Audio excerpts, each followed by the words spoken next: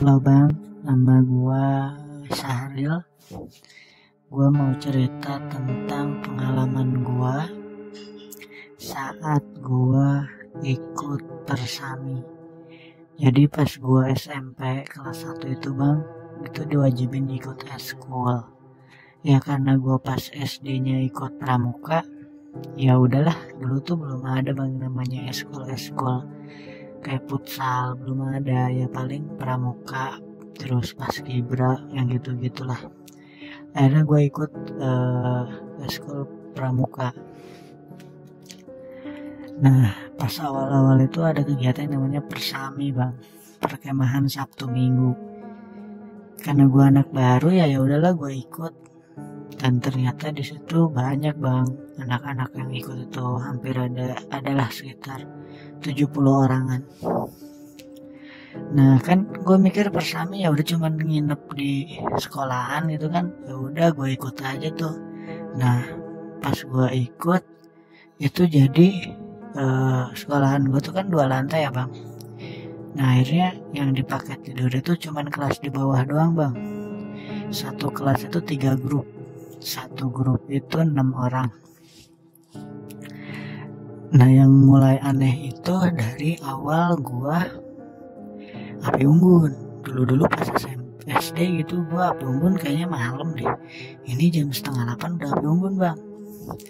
Nah jam 10 kita semua itu udah suruh tidur, udah suruh masuk kelas sama kakak-kakak pembina itu. Jadi kita udah suruh tidur tuh. Gua mikir, oh emang kayak gini kali, ya udah gua molor aja Bang, biasa gitu. Ya taunya ternyata jam 11 setengah 12 tuh dibangunin Bang semuanya. Dibangunin terus kita dikumpulin tuh di lapangan upacara. Terus si kakak pembinanya itu bilang, ini namanya acara jurit malam. Jadi nanti kalian akan menjelajahi sekolah dan mengenal situasi sekolah di malam hari. Gue udah mulai yang, wah kata gue apaan sih ini. Jadi kita itu kan sekolahan gue tuh 2 lantai dan bangunnya tuh untuk huruf U Bang. Jadi kita naik dari bawah, dari ujung tuh, nanti finishnya tuh di ujung juga Bang gitu. Bisa dibayangin Bang lah ya. Nah dari situ seorang-seorang Bang, seorang-seorang, dan kita cuma dikasih 1 lilin. Yang ada di otak gue itu gimana kalau megang lilinnya gitu. Lilin kan makin lama makin habis, ya udah pasti panas. Gue udah mikirnya udah kesana, karena gue mikirnya gue orang yang nggak begitu percaya dengan hal mistis sih Bang saat itu gitu. Jadi ya udah gue santai aja. Nah seorang-seorang tuh akhirnya dateng gitu. Nah pas giliran gue Bang, gue dikasih lilin. Terus ternyata lilinnya itu dikasih kayak, lu tau gak sih Bang, piring-piringan dari kertas buat kue ulang tahun itu. Ada tatakan kayak gitu. Nah gue udah tenang lah. Nah kata si kakak pembinanya ngomong ke gue, ini lilin ini apinya gak boleh mati. Nanti kamu naik ke tangga ke lantai 2, ada ruangan yang pertama, kamu masuk, itu pos pertama. Nanti apa saja yang harus dikerjakan kamu akan dikasih tahu di sana. Ya udah, gue pede aja, gue masuk, naik gitu ke tangga. Yang ada di otak gue cuma satu, nih lilin jangan sampai mati. Ya udah, pas sampai ruangan pertama, gue buka kan Bang ruangannya, dan di situ langsung Bang, lu tau gak Bang, itu ada kepala Bang melayang. Tapi bukan kepala orang, gue tahu gitu. Ya kaget, kalau dibilang kaget gue kaget. Wah kata gue, ini kepala. Taunya dari mana? Kan lilin kita pegang Bang ya di depan dada lah. Nah itu dia sekelebat gitu Bang. Wah kaget Bang gue. Tapi ya udah, karena gue mikirnya juga dari awal juga gue udah mikir, ya pasti dijailin lah, namanya jurit malam pasti dijailin gitu. Terus tiba-tiba di pojokan tuh ada tuh kakak pembinanya tuh, dan dandanannya itu bukan dandanan kakak pembina Bang. Dia itu kayak nakut-nakutin kita apa, kayak dandan itu kayak pakai pocong gitu-gitulah. Terus dia ngasih tau ke gue, katanya di situ di pos pertama itu gue suruh memperkenalkan diri doang. Beres si kakak pembinanya ngomong, nanti di perjalanan ini tuh di jurit malam itu tuh kamu akan melewati 6 pos. Ini pos yang pertama, masih ada 5 pos yang lain. di tiap pos itu nanti gue bakalan dikasih huruf. Nah nanti di ujung sana, di ujung pos terakhir itu lilinnya silahkan taruh di tempat yang udah disediakan, dan gue harus ke area musalah untuk merangkai huruf-huruf menjadi sebuah kata kerja. Oh ya udah, kata gue.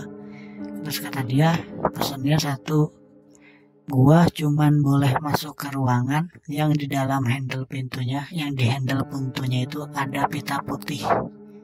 Itu baru gua mau boleh masuk. Kalau nggak ada handle, di handle yang nggak ada pita putih, gua nggak boleh masuk, bang. Ya udah, oke, kata gua, udah beres. Gua lanjutin perjalanan gua, bang.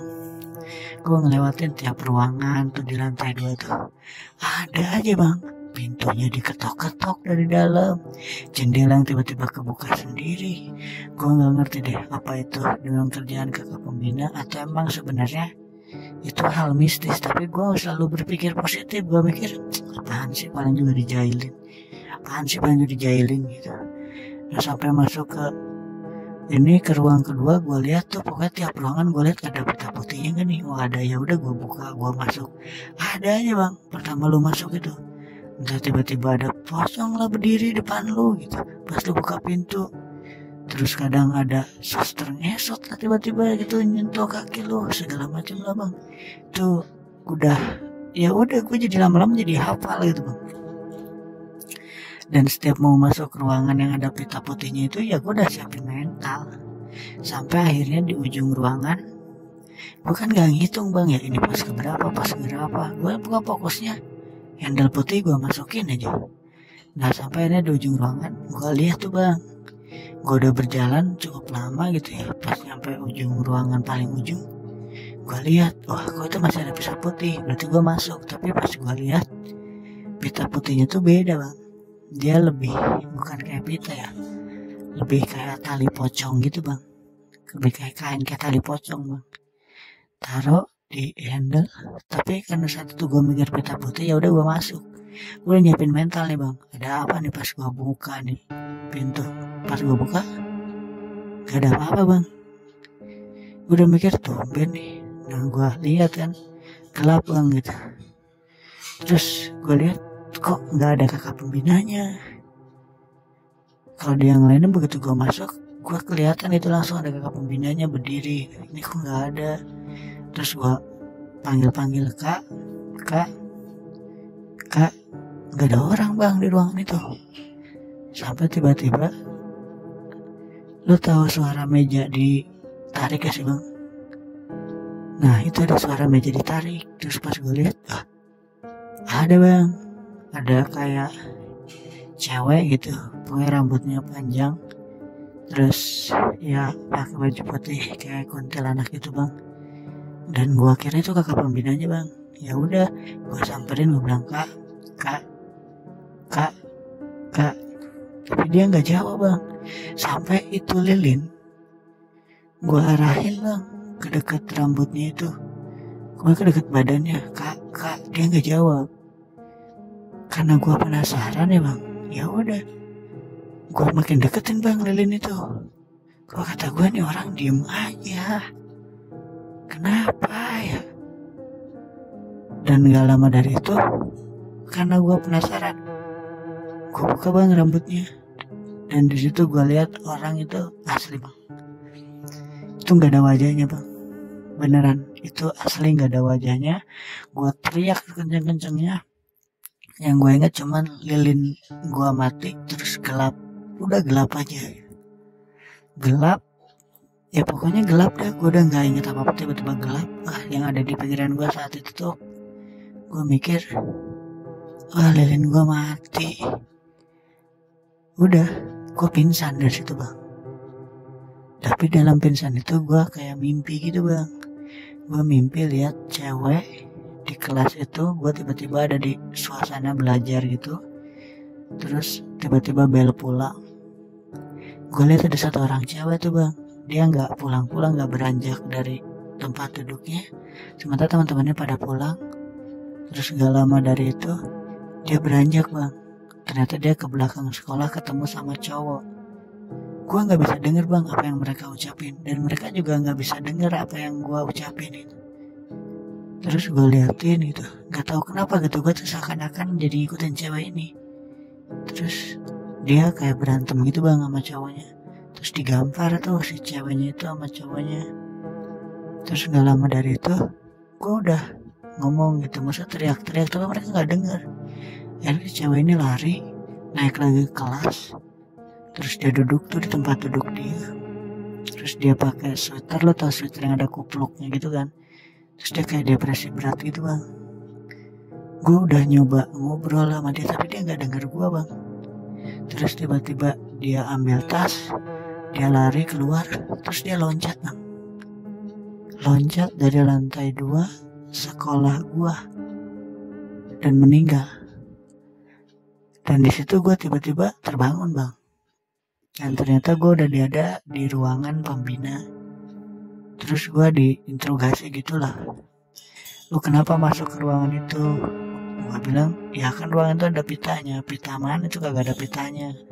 Orang yang lain aja gak masuk, lu doang yang masuk. Katanya. Wah kata gue, yang bener, iya yang lain gak ada yang masuk. Ya dari situ tuh akhirnya gue disuruh pulang. Ya udah pulang, akhirnya gue gak ngelanjutin persami gue pulang subuh, gue dianterin pulang. Nah pas pulang pun gue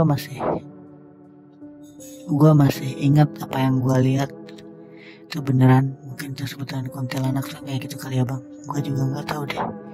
Itu beneran deh, gue langsung merinding banget nih, gue ceritanya juga merinding nih.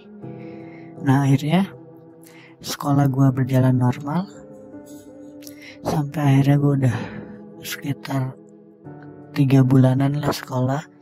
Gue mulai ngedengar tuh kalau ternyata 5 tahun 6 tahun yang lalu lah itu emang ada cewek yang bunuh diri, loncat dari lantai 2 sekolah gue itu ke bawah dan meninggal. Dan dia itu problemnya, jadi ceritanya dia punya pacar bang. Terus dia kelas 3 mau ke SMA tapi dia hamil bang. Hamil dan si pacarnya gak mau tanggung jawab, jadi dia milih bunuh diri. Dan mungkin cewek yang gua temuin itu pas persami, yang gua tiba-tiba jadi pas pingsan juga gua seakan-akan dikasih lihat itu, mungkin dia. Dan makanya kalau misalkan persami itu sebenarnya dari pihak sekolah gak begitu setuju, karena memang sering ada kejadian-kejadian yang kayak gitu bang. Dan ya sampai sekarang bang masih kayak gitu aja gitu. Ada aja kadang kesurupan masal atau apalah, ya gue nggak tahu lah.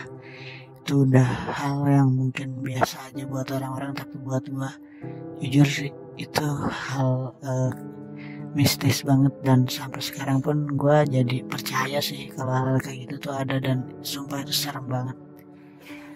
Oke bang, thank you buat waktunya, dikasih kesempatan buat cerita di podcast lo ini. Kurang lebih itu pengalaman mistis. Thank you.